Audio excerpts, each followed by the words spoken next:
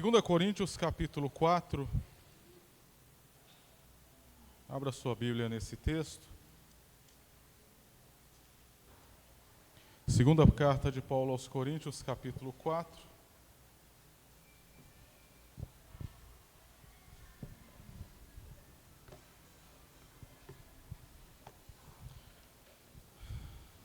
Aí você localiza o versículo de número 7. E a gente vai ler até o versículo de número 8.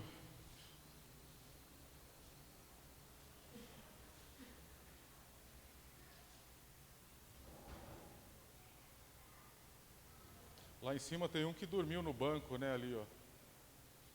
É o Eutico, né?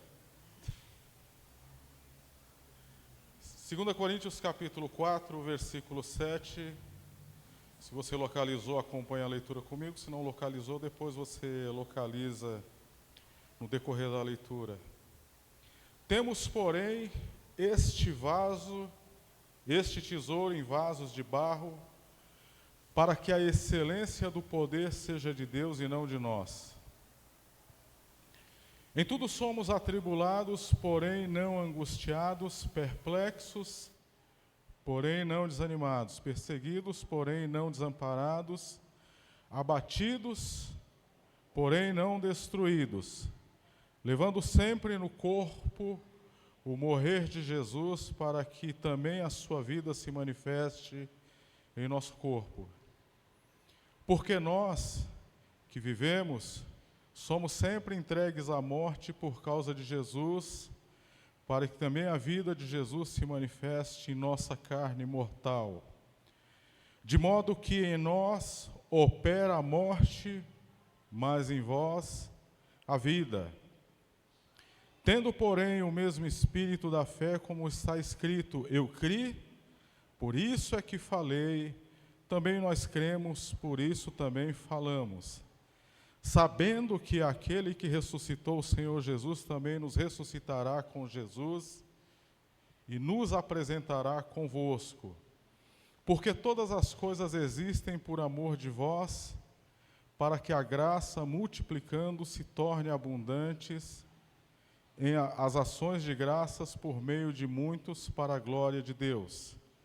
Por isso, não desanimamos. Pelo contrário, mesmo que o nosso homem exterior se corrompa, contudo, o nosso homem interior se renova de dia em dia. Porque a nossa leve e momentânea tribulação produz para nós eterno peso de glória, acima de toda a comparação, não atentando nós nas coisas que se veem, mas nas que não se veem, porque as que se veem são temporais, e as que não se veem são eternas. Amém? Oremos. Feche os olhos e vamos pedir que Deus nos abençoe nessa manhã. Deus Todo-Poderoso, louvado seja o teu santo, bendito nome. Já lemos a tua palavra, já lemos, ó Deus, esse texto e pedimos que o Senhor, pela iluminação do Teu Espírito, nos conduza na exposição e no entendimento. A glória é somente do Senhor e no nome de Cristo Jesus, o Teu Filho amado, o Teu Filho enviado, nós oramos. Amém. A relação que Paulo tinha com a igreja de Corinto, ela começa porque ele é fundador da igreja. A segunda viagem missionária de Paulo, ele funda a igreja de Corinto, capítulo 16 e capítulo 18 de Atos. A igreja de Corinto, ela tem a história dela, a história de fundação situada no capítulo 18 de Atos. Na relação que Paulo tem com Corinto, Paulo envia 2 cartas para a igreja. Sabendo de algumas situações que acontecem naquela igreja, Paulo envia uma carta e Paulo trata uma série de problemas e de situações que aconteciam dentro daquela igreja. Os problemas que Paulo trata, 1 Coríntios, vão de divisão na igreja até a ressurreição de Jesus Cristo. Então são questões pastorais e questões teológicas que Paulo trata dentro daquela igreja e nessa carta que ele envia. A segunda carta de Paulo, ele vai tratar de alguns resquícios que ficaram da primeira carta, mas ela é uma carta não tão pastoral e teológica, ela é uma carta mais pessoal, porque ela é uma carta que Paulo abre o coração e ele expõe um pouco das lutas e dificuldades do ministério que ele passava. Quando a gente lê a carta de 1 Coríntios e a gente faz uma leitura mais aprofundada do que era aquela igreja, a gente entende por que Paulo teve tanta dificuldade com aquele grupo de pessoas. A gente entende por que alguns problemas aconteceram dentro daquela igreja. Então é uma igreja que ela é uma igreja formada de pessoas carnais, ela é uma igreja dividida, ela é uma igreja que ela caminha, ela se desenvolve tendo a atenção de judeus e gentios dentro dela. Ela é uma igreja que os irmãos brigam um com o outro e vão para os tribunais pleitear suas causas. E uma das questões que surgiu também dentro da igreja de Corinto foi uma oposição muito forte ao apóstolo Paulo. Não foi uma oposição tão tranquila, mas foi uma oposição muito forte. Tem um texto, porque a gente fala que Paulo ele sofreu oposição, e a gente fica com isso na cabeça e não vasculha onde que foi isso aí, onde que está narrado isso. Mas tem um texto em 2 Coríntios capítulo 10, versículo 10, que quando Paulo faz menção daqueles que eram contra ele, Paulo escreve isso, olha. As cartas, com efeito, dizem quem? Os opositores de Paulo.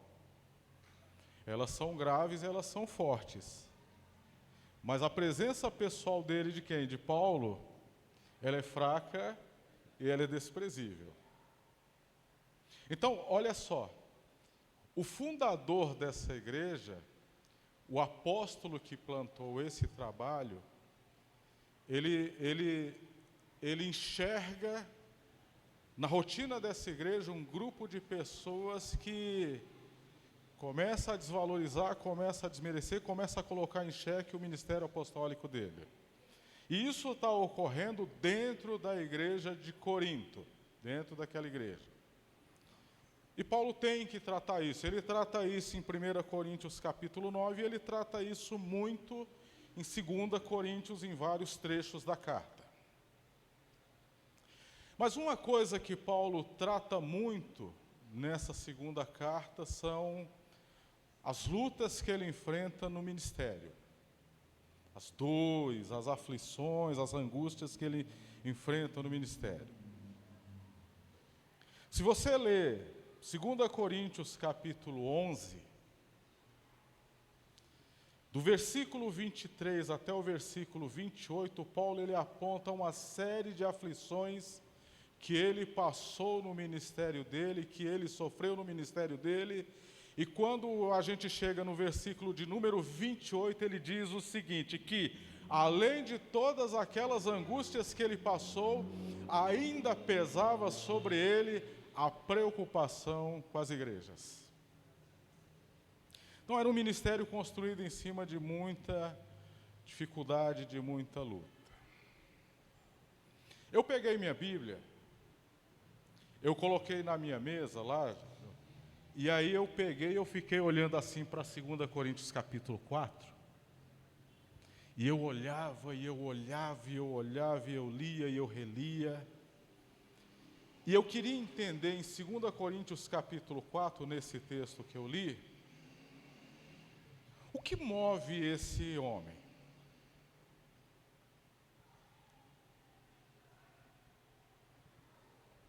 que sustenta esse obreiro? Por que que esse homem ele não desiste disso? Por que que ele não larga de mão esse ministério tão sofrido, tão cheio de adversidade, perseguições e tantas outras coisas, e ele vai cuidar dos seus projetos e da sua vida? E aí eu passava o olho, e eu tentava achar, e eu tentava procurar. E aí na leitura eu achei alguns fatores que eu entendo que eles podem nos ajudar a compreender por que Paulo, mesmo vivendo tudo isso, mesmo passando por tudo isso, ele se mantém firme nessa caminhada, nessa trajetória. E é isso que eu queria compartilhar com vocês. Eu quero dizer para vocês de antemão, irmãos, que o que eu vou compartilhar aqui, os fatores que geram motivação em Paulo, eles são extremamente profundos e complexos para um mundo como o nosso. E foi complexo e profundo para ele também. Eu separei 3 fatores, que são 3 respostas, que vão dar para nós a ideia por que Paulo tem essa motivação de ver literalmente a desgraça acontecer do seu lado e na sua vida, e o cara não arredar o pé do negócio. Preste atenção na primeira. Paulo ele tinha convicção de que qualquer êxito que ele alcançasse em sua vida não era por sua natureza, mas era pela graça de Deus.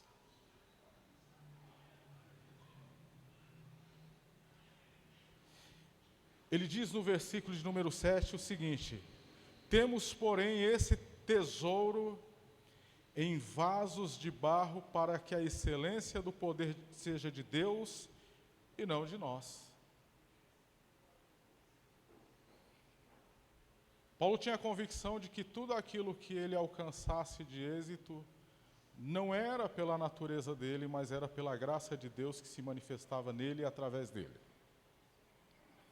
E para isso ele vai utilizar uma figura muito simples da vida rotineira, que é um vaso de barro.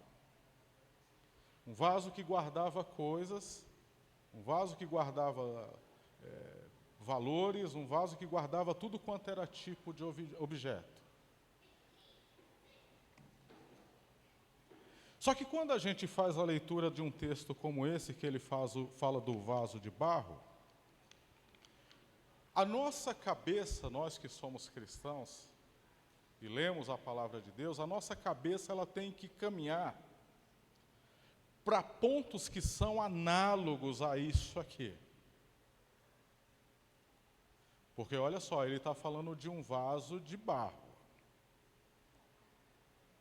Talvez você compre um vaso de barro por R$10, R$15, R$20, numa loja qualquer de bairro como esse aqui. É um vaso de barro que ele não tem nada de tão excepcional na natureza dele. E aí você se recorda de Gênesis capítulo 2, versículo 7, que o texto diz que Deus ele forma o homem do pó da terra, sopra nas narinas do homem o que? O fôlego da vida, e esse homem ele passa a ser o quê? Alma vivente.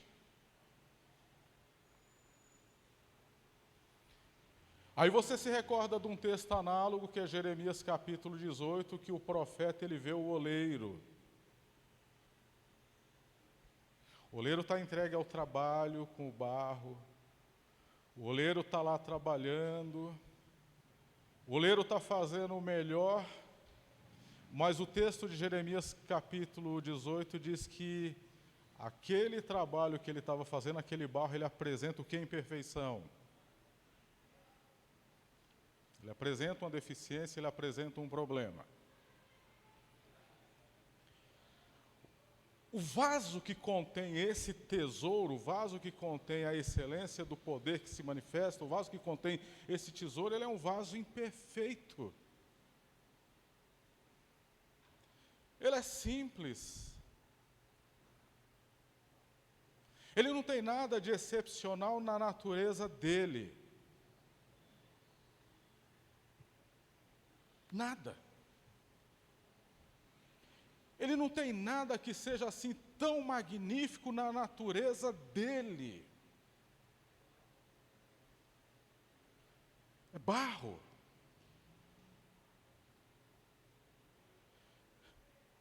O texto de Jeremias, capítulo 18, é interessante porque o texto diz que o barro ele está nas mãos do oleiro. O oleiro trabalha o barro da forma como ele quer e como ele faz, como ele acha que deve fazer. O barro, ele não tem vontade, ele não tem poder, ele não tem determinação sobre aquilo que está acontecendo nele. Não é o barro que recebe, que busca, que pede o tesouro, é o tesouro que é dado ao barro. E esse barro, ele tem que morrer, ele tem que ser quebrado, ele tem que ser desprezado, não valorizado, para que a excelência do poder de Deus, ela se manifeste no barro.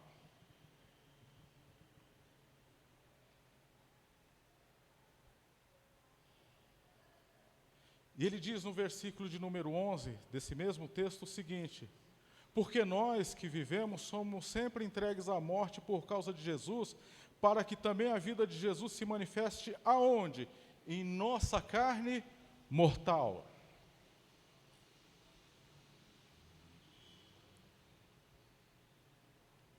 O barro, o vaso de barro, ele é isso. O poder, ele é excelente. O que está dentro do vaso é um tesouro. Mas o vaso, ele é de barro e ele é imperfeito. Ele se quebra.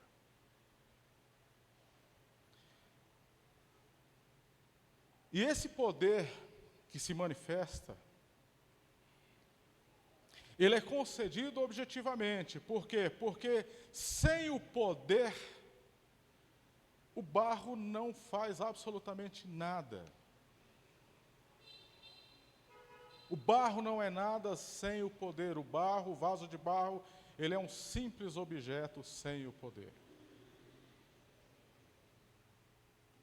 E isso é um fator de motivação para o apóstolo Paulo. Eu não sou absolutamente nada diante de tudo isso que está acontecendo. Eu não tenho poder nenhum por mim mesmo em nada disso que está ocorrendo no mundo. Pela minha capacidade, eu nunca vou conseguir mexer uma vírgula dessa realidade.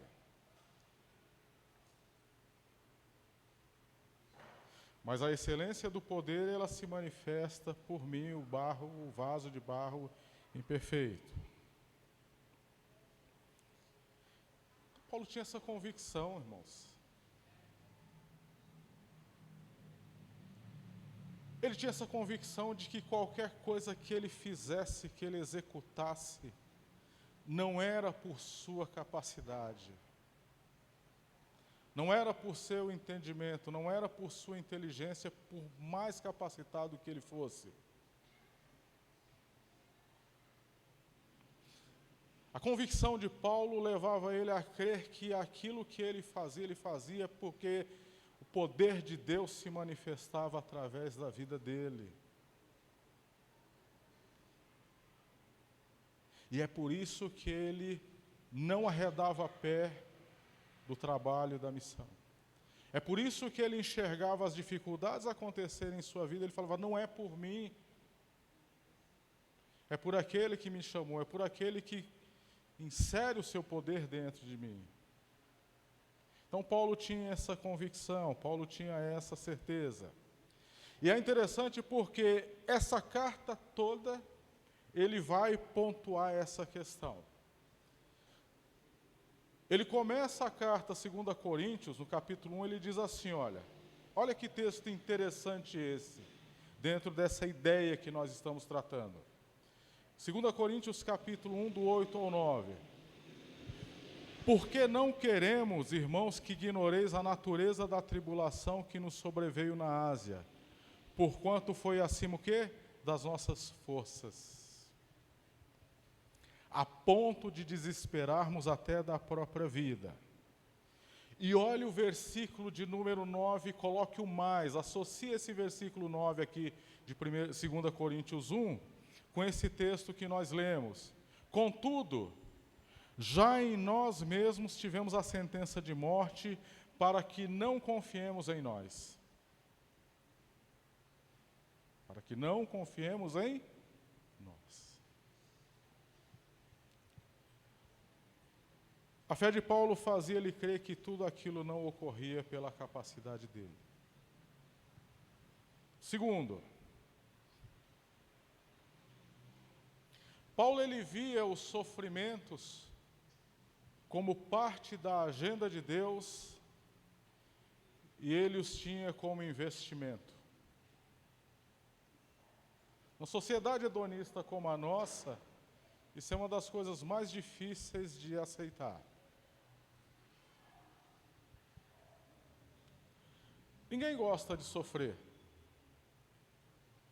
Ninguém gosta.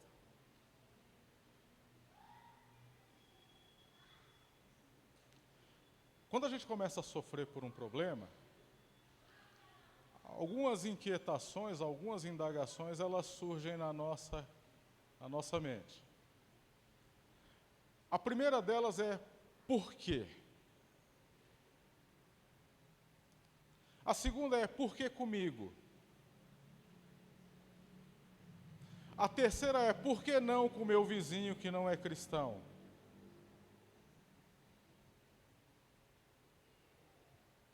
Tanta gente ruim nesse mundo e nada disso acontece com eles. Ninguém gosta de sofrer. Mas quando você entra dentro do texto bíblico, quando você vai para o texto bíblico,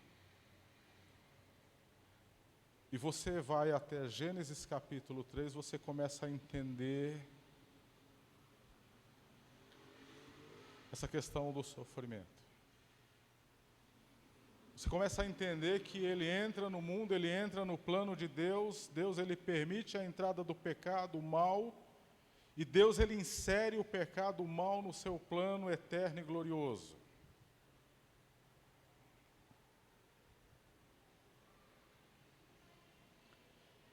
Segunda Coríntios capítulo 1,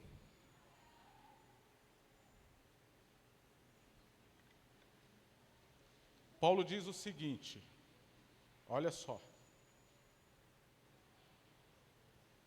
do 3 ao 8.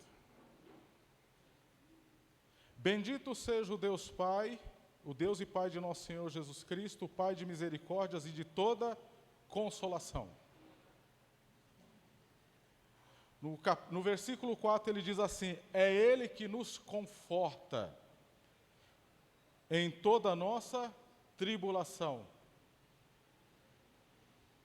para podermos consolar os que estiverem em angústia, com a consolação. 5, porque assim como os sofrimentos de Cristo se manifestam em grande medida a nosso favor, assim também a nossa consolação. 6, mas se somos atribulados, é para vosso conforto e salvação. Suportando lá no final do 6, com paciência os mesmos sofrimentos que também o quê? Padecemos. 7, a nossa esperança a respeito de vós está firme, sabendo que, como sois participante dos sofrimentos, assim sereis da consolação. E no versículo de número 7, no versículo de número 8, ele ainda usa a palavra tribulação, e ele usa o termo desespero.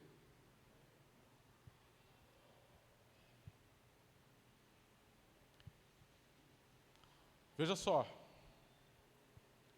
Paulo tinha Ele via os sofrimentos como parte da agenda de Deus e ele tinha os sofrimentos como quê? Investimento. À luz do texto bíblico, a gente entende que o sofrimento ele é parte da vida humana. Nós podemos até não gostar, nós podemos até chorar, podemos até espernear, podemos até reclamar, mas o sofrimento é parte da vida humana. Os grandes homens de Deus, os servos de Deus, eles sofreram.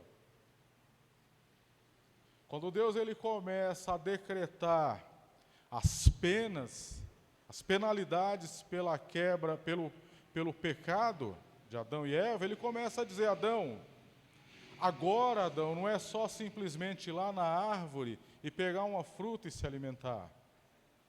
Agora você vai ter que trabalhar e suar. Ele diz para Eva: olha, você vai sofrer dores de parto. Então, os homens de Deus, os servos de Deus, eles sofreram. Noé sofreu, Abraão sofreu, os patriarcas todos sofreram, os profetas sofreram, o Filho de Deus sofreu. Porque Paulo diz que Deus não poupou o seu Filho.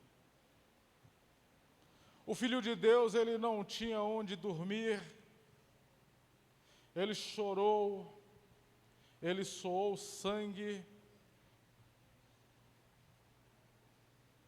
E o texto diz que Deus não poupou o seu Filho. O Filho de Deus sofreu.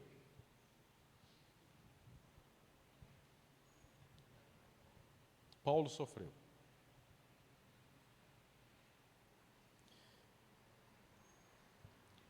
E o sofrimento de Paulo é descrito aqui nesse capítulo de forma muito interessante. Ele diz no versículo 8: em tudo somos atribulados.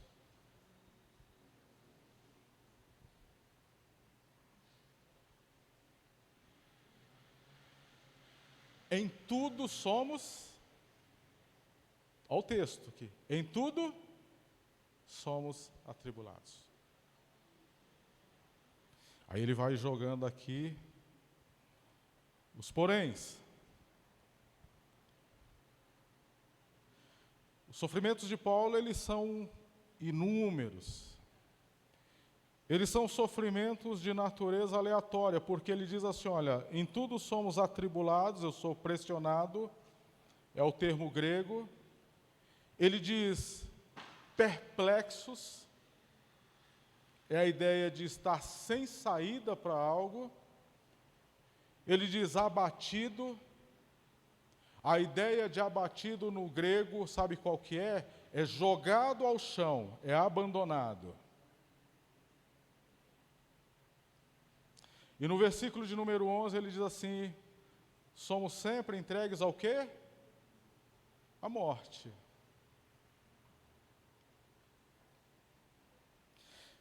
A grande questão, então, para nós, não é saber que nós vamos sofrer, porque nós vamos sofrer e já estamos sofrendo.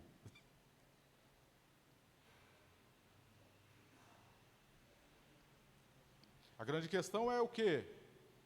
É a interpretação que nós fazemos desse sofrimento e a forma como nós passamos por esse sofrimento. Porque, de uma forma ou de outra, de um jeito ou de outro, todos nós passamos por isso. Se não for pela saúde, vai ser pelas relações. Se não for pelas relações, vai ser pela questão profissional. Se não for pela questão profissional, vai ser por questão espiritual. Por tantas questões nós vamos sofrer. E não adianta nós querermos ser românticos e achar que nós não devemos sofrer. Irmãos, eu vou confessar um pecado para vocês, meu. É um pecado da minha natureza, do meu temperamento.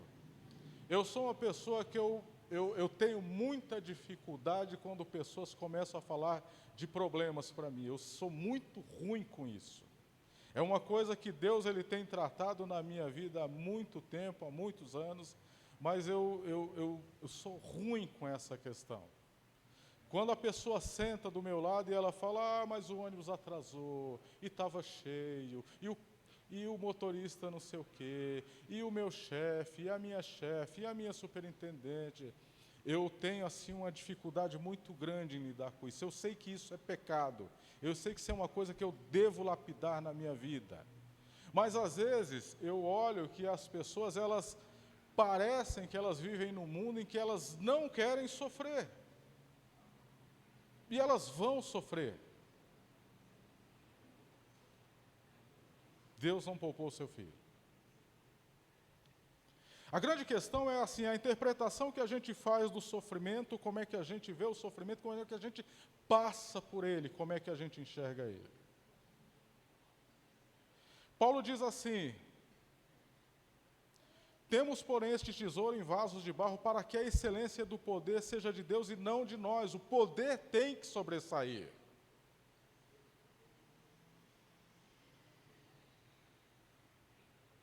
É isso que tem que transparecer.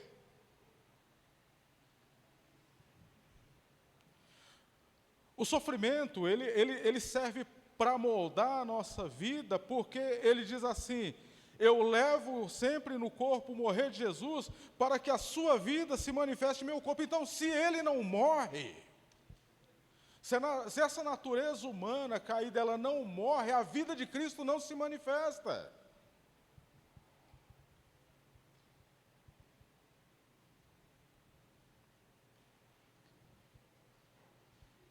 Então, não é a questão de sofrer, é como nós passamos por esse processo, como é que nós passamos por isso. O sofrimento, ele é para a glória de Deus, ele molda a gente, ele abençoa vidas, porque tem um versículo aqui que ele diz o quê? Ele diz assim, olha, em nós opera a morte, a perseguição, é a angústia, é tudo quanto é tipo de coisa, mas o quê? Em vós a vida. Paulo sofre o quê?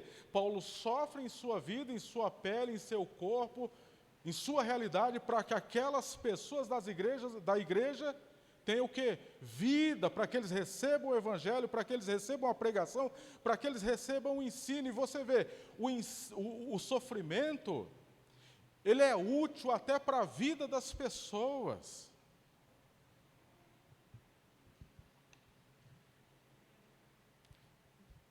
E 3.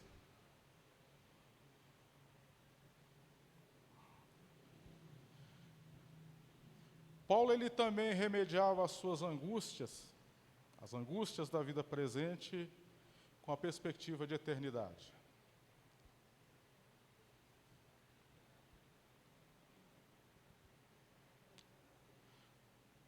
Tem um livro muito famoso, mas não é um livro cristão.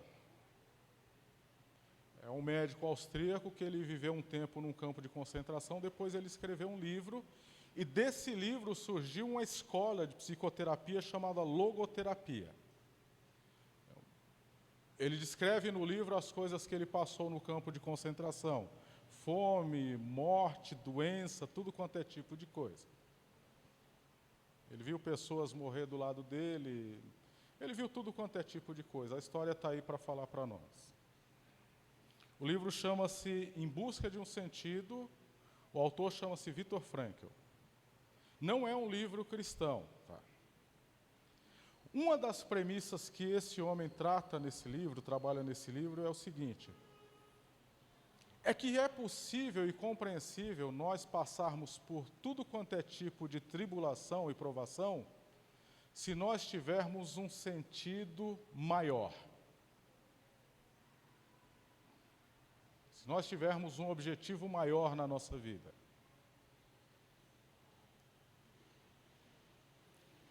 É o pai que acorda às 4 da manhã e trabalha para dar um curso para o seu filho.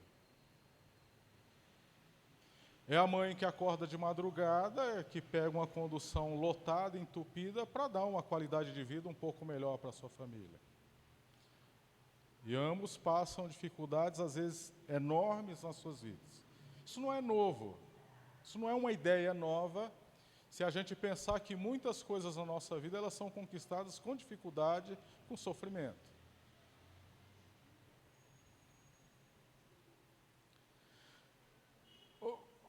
A vida de Paulo é uma vida de sofrimento, é uma pessoa que sofre. Ele ficou doente, ele teve fome, escassez, ele lutou. O texto de 1 Coríntios 15, que ele diz que em Éfeso eu lutei com feras, não com animais. Ele foi perseguido, ele sofreu castigo físico. Ele tinha as suas preocupações. Como é que ele remediava isso, então? Paulo, ele tirava os olhos da realidade dele, ele colocava os olhos aonde? Na eternidade. Paulo tirava os olhos da realidade dele, ele colocava na eternidade. Ele alimentava, ele nutria dentro dele essa perspectiva de vida eterna diferente dessa realidade. Olha o versículo 17.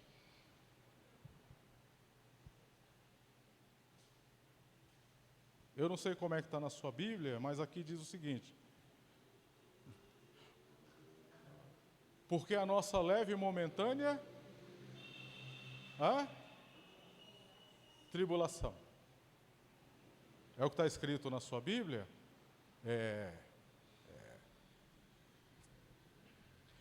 legal, né? Porque assim, o cara que diz no texto bíblico que ele passou fome, que ele foi açoitado, que ele lutou com feras, que ele foi preso, que ele foi perseguido, ele diz o quê? A nossa leve e momentânea tribulação. É isso. Olha que legal isso aqui, hein? Às vezes eu olho e falo assim, puxa vida, Paulo pegou pesado aqui, hein?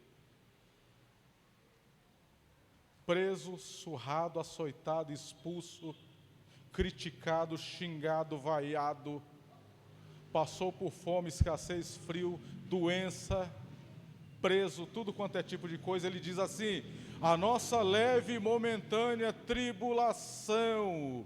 O cara olha o caos acontecendo e ele diz assim, isso não tem importância nenhuma. É o que está aqui. Ele não se deixava levar por essas adversidades. Ele diz que isso que ele está vendo, isso que está ocorrendo, são coisas o quê? Temporais, elas são coisas desse momento, dessa época. E ele focava no resultado eterno dos sofrimentos por Cristo. Ele diz no versículo de número 14 que se Cristo ressuscitou, da mesma forma como Cristo ressuscitou, ele também ressuscitaria. Ele diz no versículo de número 17, a nossa leve e momentânea tribulação produz para nós o quê? O eterno peso de glória acima de toda comparação. Não há o que comparar com a glória eterna. Não há o que comparar. Não existe nada no nosso mundo que se compare à glória eterna. E ele diz no versículo 18, mas nas que não se veem, porque as que se veem, elas são temporais. Elas vão acabar, elas vão se extinguir, elas vão ter o seu fim. Elas vão enferrujar, elas vão perder a cor, elas vão perecer. E as que nós não vemos, elas são o quê? Eternas. Eternas.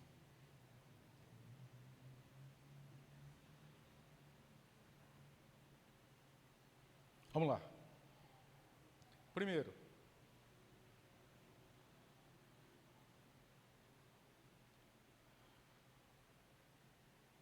o que nós somos, o que nós fazemos, nós somos pela graça de Deus que se manifesta em nós.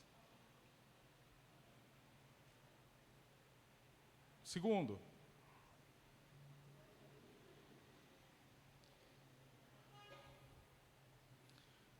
faça uma interpretação do sofrimento,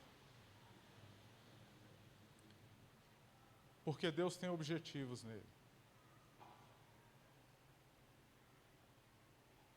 Terceiro,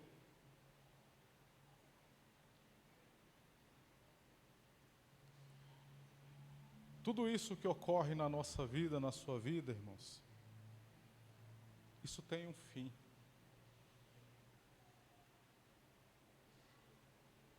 Isso tem um fim. Ele diz, é leve, é o quê? Momentâneo. Isso tem um fim. Mas há uma eternidade. E essa não tem fim. E nessa eternidade, não vai ocorrer nada disso que ele passou e que muitos passam em suas vidas. Que Deus nos abençoe em nome de Jesus. Obrigado, ó Deus, pela tua palavra. Obrigado pelo teu povo. Nos abençoe no dia a dia, para que a gente entenda que sem a tua graça, sem o teu poder, nada somos, nada fazemos. Ajuda-nos, ó Deus, a entender que o Senhor, sendo soberano, o Senhor inseriu o sofrimento, o mal, dentro do teu plano eterno.